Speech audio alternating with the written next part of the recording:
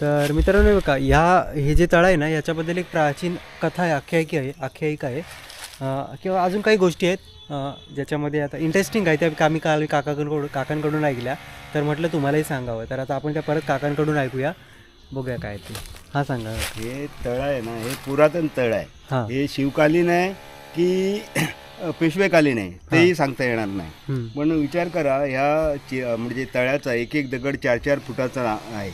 चिरा एक 4-4 फुटाचा चिरा येतो. हे बांधकाम केलेले ते आडवे आहेत, ते आहेत त्याच्यापेक्षा पण मोठे हे अरे बापरे, किती मोठा आहे ते. हां, एक एक पीस किती मोठा आहे.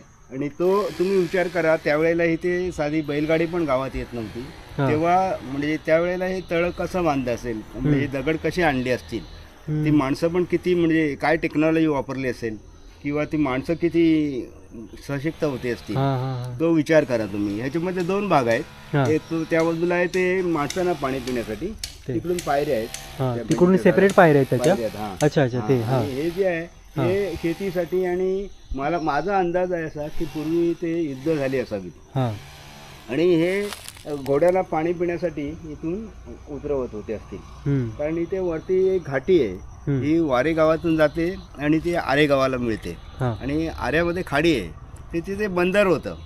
तर पेशवेकालीन काळामध्ये किंवा शिवाजी महाराजांच्या काळामध्ये तिथे म्हणजे गलबतं वगैरे माल येण्याची साधनं होती, बोटी वगैरे येत होत्या असतील त्याच्यासाठी ही घाटी बांधली असावी. दुसरी गोष्ट काय की हे वरती जे आहे ना आता दिसतंय सिमेंटमध्ये बांधलेलं, हे ग्रामपंचायतीने काही वर्षापूर्वी केलेलं आहे. हां, वरचं. पण हे जे तळ बांधलं आहे आता ते किती वर्षापूर्वीचं जुनं आहे ते माहिती नाही. आमच्या वारे गावाला इतिहास 350 वर्षाचा आहे.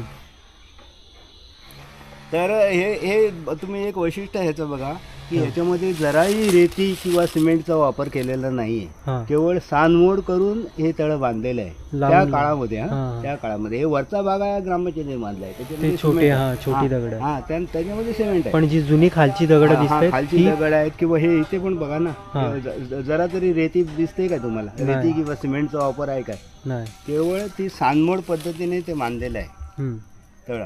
ते या आमच्या वारे गावाला खूप मोठा इतिहास आहे. बाजूला 2 सती आहेत तिथे.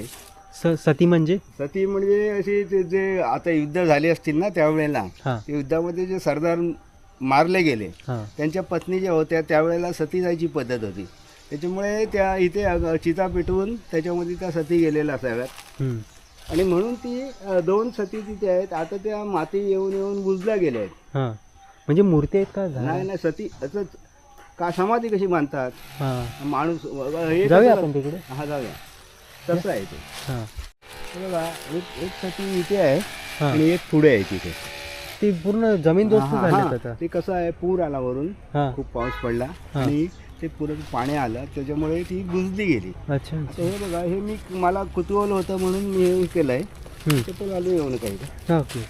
बघा, हे काय आहे? हे शंकराच्या पिंडीसारखं आहे. अच्छा. जुने लोक बोलायचे की ही पिंडी आहे म्हणून, पण मी खणून काढलं बाहेर. तर पिंडी तर नाही दिसली, पण हे पाणी जाण्यासाठी हे आहे. इथे नारळ ठेवतात.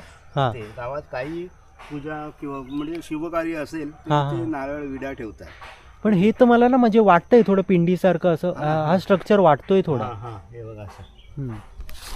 हे मी एक खणून काढलं होतं. जे ज्यांची जागा आहे ते काय बोलले की हे देवस्थान वेगळं आहे, तर मी आपलं येऊन पाया पडून जातो.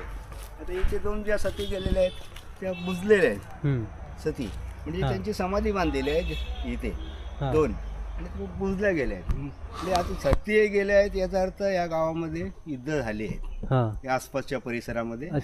ते सरदार मारले गेल्यामुळे त्यांनी अग्निप्रवेश केलेला आहे. आलं लक्षात? स्वतःला अग्नीमध्ये हे करून टाकतात. तेव्हा ती पद्धत होती ना.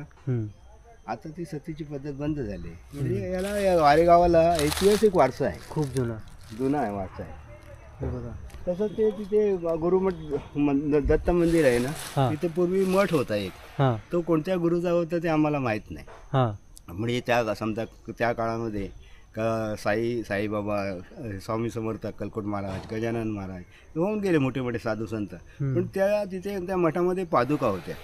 त्या पादुका कोणत्या गुरुच्या आहे ते अद्याप आम्हाला माहीत नाही आणि कोणालाच माहीत नाही. ते सांगण्याचा उद्देश काय आहे की ह्या गावाला ऐतिहासिक वारसा